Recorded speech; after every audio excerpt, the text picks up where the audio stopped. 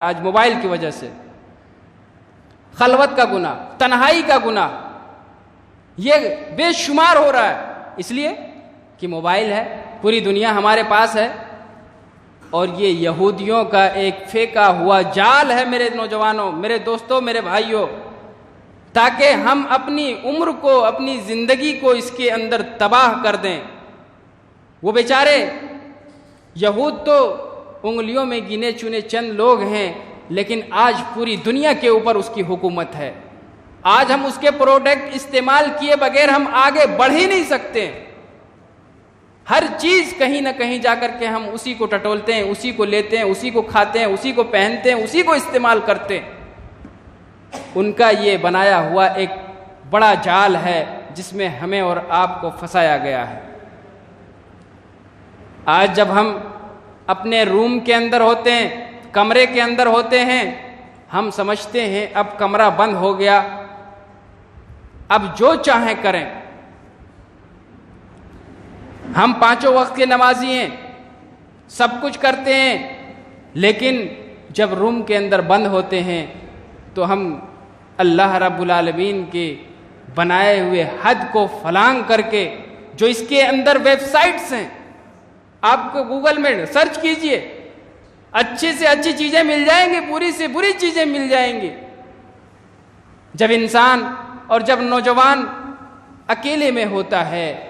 شیطان اس کے دل کے اندر عجیب طرح طرح کے وسوسے پیدا کرتا ہے، وسوسہ ڈالتا ہے، اور جب وہ اس کے اندر گھر کے اندر اکیلا ہو کر کے برائی کرتا ہے، بلو فلمز دیکھتا ہے، رات رات بھر کرکٹیں دیکھتا ہے، رات رات بھر فلمیں دیکھتا ہے، یہ برائی ہے، یہ اپنے آپ کو برباد کرنا ہے۔ اللہ کے نبی صلی اللہ علیہ وسلم نے فرمایا یاتون یوم القیامت بحسنات امثال جبال تحامۃ بیضاء فیجعل اللہ ہباء منثورا، کہ قیامت کے دن تہامہ پہاڑ کے برابر نیکیاں لے کر آنے والے کچھ قوم ہوں گے، کچھ جماعت ہوگی، لیکن اللہ کے نبی نے فرمایا فَيَجْعَلُ اللَّهُ لَهُمْ هَبَاءً مَنْثُورًا، لیکن اللہ رب العالمین ان کی نیکیوں کو روئی کے مانند اڑا دے گا۔ وہ پہاڑ کے برابر نیکیاں تو لے کر کے آئے گا، لیکن اس کی کوئی حیثیت نہیں ہوگی۔ صحابہ کرام نے فوراً پوچھا صفہم لنا یا رسول اللہ، اللہ کے نبی ہمیں اس کی صفات بیان کر دیں، ورنہ کہیں ایسا نہ ہو کہ انجانے میں ہم بھی انہی میں سے ہو جائیں۔ یہ صحابہ کے اندر تڑپ ہوتی تھی۔ آج ہم تقریر، خطبے، دروس سن لیتے ہیں، ہمیں کچھ باتیں سمجھ میں نہیں آتی، لیکن پھر بھی ہم اس کی وضاحت طلب نہیں کرتے،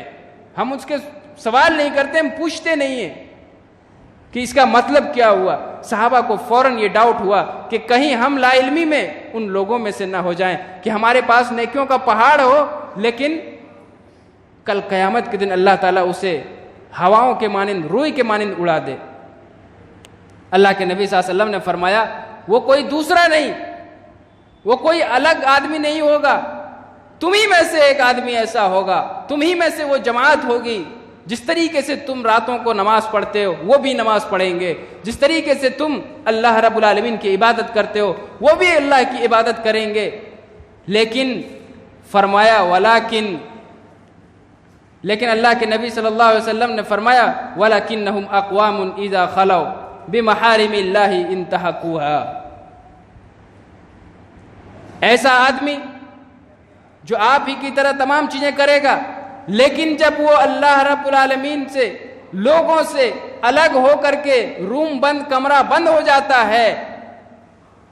کیا کرتا ہے؟ اللہ رب العالمین کی حرام کردہ چیزوں کو وہ کرتا ہے،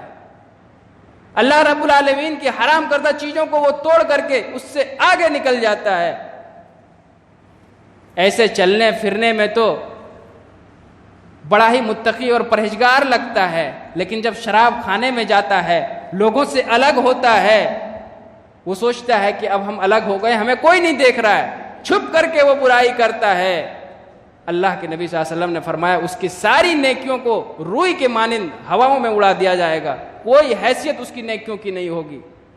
یہ کہاں آج موبائل کے اندر ہم چھپ کر کے روم کے اندر کیا کرتے ہیں یہ مجھے کھول کر کے واضح کر کے بتانے کی ضرورت نہیں ہے، جو استعمال کرتے ہیں وہ خود سمجھتے ہیں۔